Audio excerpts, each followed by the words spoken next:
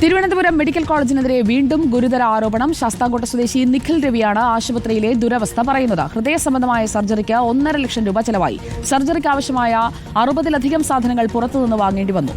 മെഡിസെപ് പരിരക്ഷയിൽ നിന്ന് ആകെ ലഭിച്ചത് 55,000 രൂപയാണ്. ബാക്കി തുക കയ്യിൽ നിന്ന് എടുക്കേണ്ടി വന്നെന്നും എല്ലാ രോഗികളുടെയും അവസ്ഥ ഇതാണെന്നും നിഖിൽ രവി പറയുന്നു. നിഖിൽ പറയുന്നത് കേൾക്കാം ആദ്യം. 1.2 പാക്കേജിൽ അവർ പകുതിയെ തരൂ. അത് എന്തുകൊണ്ടാണെന്ന് എനിക്കറിയില്ല. അവരോട് ചോദിച്ചിട്ട് അവർ വ്യക്തമായിട്ടൊന്നും പറഞ്ഞതുമില്ല. 55,000 രൂപയ്ക്കുള്ള എന്തും വാങ്ങിക്കാം, എന്തും ചെയ്യാം. അത് കഴിഞ്ഞ് കഴിഞ്ഞാൽ പിന്നില്ല, പിന്നെ ഇൻഷുറൻസ് ക്ലോസ് ആവുക. ഈ കയ്യിലുള്ള ഈ 70,000 പിന്നെ ഇതും ചേർത്ത് ഒരു 1.5 ലക്ഷം രൂപ ചിലവായിട്ടുണ്ട് മൊത്തം. മെഡിസിനും സർജിക്കൽ എക്യുപ്മെൻറ്റ്സും മാത്രം എല്ലാം വാങ്ങിച്ചു കൊടുക്കണം. എല്ലാം നമ്മൾ ഈ സാധനങ്ങളെല്ലാം ഉണ്ട് കിട്ടി എന്ന് പറഞ്ഞ് അവിടെ ഓപ്പറേഷൻ തിയേറ്ററിൽ ഇത് കൊടുത്ത് അവരെ കൊണ്ട് വെരിഫൈ ചെയ്യിച്ചാൽ മാത്രമേ നമുക്കൊരു ഡേറ്റ് വരത്തുള്ളൂ. അപ്പോഴാണ് സർജറി ചെയ്യുന്നത്. ഇത് ഏകദേശം ഒരു വലിയ പാർട്ടിൽ ഞാൻ തോളെ വെച്ചും തലയെ വെച്ചും ഒക്കെ കൊണ്ടുപോയത്. ഇതെല്ലാം കിട്ടി ബ്ലഡും 8 യൂണിറ്റ് ബ്ലഡും ആക്കുമ്പോഴാണ് സർജറിക്കുള്ള ഡേറ്റ് കിട്ടുന്നത്. എന്നാലേ കിട്ടത്തുള്ളൂ. ദിലീപ് ദേവസ്യ ചേരുന്നു നമുക്കൊപ്പം. ദിലീപ് ദേവസ്യ, മെഡിക്കൽ കോളേജിൽ നേരിട്ട ഒരു അനുഭവത്തെക്കുറിച്ച് തുറന്നു പറയുകയാണ്. ഈ അനുഭവം ഉണ്ടായതിനെക്കുറിച്ച് അധികൃതരെ അറിയിച്ചിരുന്നോ? അറിയിച്ചപ്പോൾ എന്തെങ്കിലും നടപടി പിന്നീട് ഉണ്ടായതായി അറിയാൻ കഴിഞ്ഞിട്ടുണ്ടോ?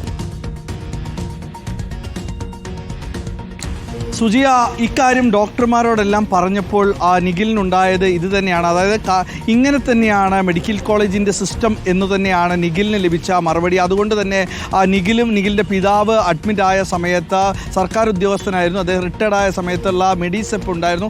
അതുവഴി നൽകിയപ്പോൾ 55,000 രൂപ മാത്രമാണ് ഈ ലഭിച്ചത്. അതിൻ്റെ മേലെ ബാക്കി വരുന്ന തുകയെല്ലാം തന്നെ കയ്യിൽ നിന്നെടുത്ത് ഏകദേശം 1.5 ലക്ഷം രൂപ ചെലവഴിച്ചുകൊണ്ടാണ് ഒരു bypass surgery Thiruvananthapuram medical college ആശുപത്രിയിൽ നിന്ന് ചെയ്തത്. കൂടാതെ നിഖിലിന് ആശ്ചര്യമായി തോന്നിയത് 60ഓളം സർജറി ഉപകരണങ്ങൾ തന്നെ കൊണ്ട് പുറത്ത് മെഡിക്കൽ ഷോപ്പുകളിൽ നിന്ന് വാങ്ങിച്ചു എന്നുള്ളതാണ്. അത് ഒരു പെട്ടിയിലാക്കി കൊണ്ടുവന്ന് ഡോക്ടർമാർ സ്റ്റാഫ് നഴ്സിന് കൊടുക്കുകയും അത് കിട്ടിയതിന് ശേഷം ബ്ലഡ് ശരിയായി എല്ലാം ഓക്കെ ആയതിനു ശേഷം മാത്രമാണ് സർജറി ചെയ്തത് എന്നുള്ളതാണ്. ഇത് മെഡിസെപ്പ് ലഭിക്കുന്നത് മെഡിസെപ്പിൻ്റെ ടീം തന്നെയാണ്. ഇത് ആശുപത്രിയുമായി ബന്ധമില്ല എന്നാണ് ആശുപത്രിക്കാർ പറയുന്നത്. അത് വേറെ ഇൻഷുറൻസ് വിഭാഗമായതുകൊണ്ട്. പക്ഷേ ആശുപത്രിക്കാരുടെ ഭാഗത്തു നിന്ന് സംഭവിച്ചിരിക്കുന്നത് അവിടെ കൃത്യമായ മരുന്ന്, അത് കാർഡിയോയിക് വിഭാഗമാണെങ്കിൽ പോലും അവിടെ കൃത്യമായ മരുന്ന് നൽകാനില്ല. അത് പുറത്തുനിന്ന് വാങ്ങേണ്ട ഗതികേടിലാണ്. ഈ നിഖിൽ പറയുന്നത് നിഖിലിൻ്റെ മാത്രം അവസ്ഥ ഇതല്ല, തൊട്ടടുത്തിരുന്ന രോഗികൾക്കും ഇതേ അവസ്ഥ തന്നെയാണ്.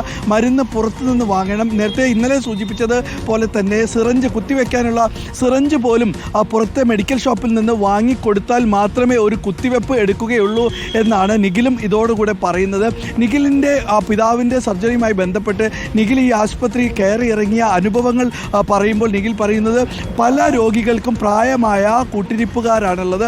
അവർക്കൊന്നും തന്നെ ഇതിനെക്കുറിച്ച് ഒരു വ്യക്തതയില്ല, തിരയില്ല. താൻ ഈ ആശുപത്രിക്കുള്ളിൽ നടന്നത് തന്നെ ഏകദേശം 15 കിലോമീറ്റർ ഈ ആശുപത്രിക്കുള്ളിൽ ഒരു ദിവസം നടന്നതായിട്ടാണ് പറയുന്നത്. അത്രമേൽ നടന്നാൽ മാത്രം അത് ഒരു സ്ഥലത്ത് പോകുമ്പോൾ മറ്റു സ്ഥലത്തേക്ക് പറഞ്ഞയക്കുന്നു. അവിടെ ആ ഉപകരണം ഉണ്ടാകില്ല. പിന്നീട് അത് പറഞ്ഞയച്ച സ്ഥലത്തെത്തി പറയണം അവിടെ ആ ഉപകരണം ഇല്ല എന്ന് പറയുന്നതും അത് സീൽ ചെയ്ത് വാങ്ങേണ്ടതുണ്ട്. അതായത് ഈ സർജറിക്ക് ചെയ്യുമ്പോൾ ആദ്യത്തെ ഫാർമസിയിൽ ചെന്ന് ഈ മരുന്നില്ല എങ്കിൽ അവിടെ അതില്ല എന്ന് കാണിച്ചുകൊണ്ടുള്ള സീൽ വാങ്ങി അത് ഡോക്ടറടക്കം കാണിക്കേണ്ട ഗതികേടിലേക്കാണ്. അതായത് ഒരു കൃത്യമായ മരുന്നോ അല്ലെങ്കിൽ അതിന് വേണ്ട സംവിധാനങ്ങളോ തിരുവനന്തപുരം മെഡിക്കൽ കോളേജിൽ ഇല്ല എന്ന് ഡോക്ടർ ഹാരിസ് ചിറക്കലിൻ്റെ അതേ ഇതിനെ ശരിവെക്കുന്നത് തന്നെയാണ് രോഗികളും കൂട്ടിരിപ്പുകാരും ഇപ്പോഴും പറയുന്നത്. സുജിയ. ഓക്കെ, ദിലീപ് ദേവസ്യാണ് വിവരങ്ങൾ നൽകിയത്.